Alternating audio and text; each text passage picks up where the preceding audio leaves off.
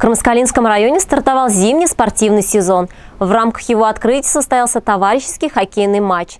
На льду встретились команды сельских поселений из деревни Сахаева и Бишаула-Унгарова. После летнего перерыва спортсмены наконец смогли выйти на лед.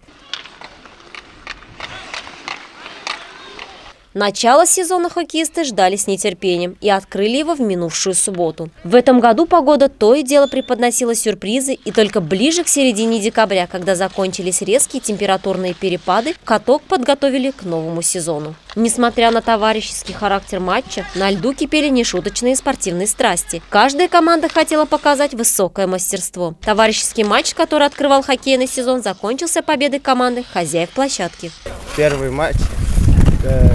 Сегодня был кубок открытия сезона. Соперник оказался сильным. Каждый показали хороший бой. Хорошая игра. Две команды хорошие играли, но проиграли. Каждый должен уметь и проигрывать.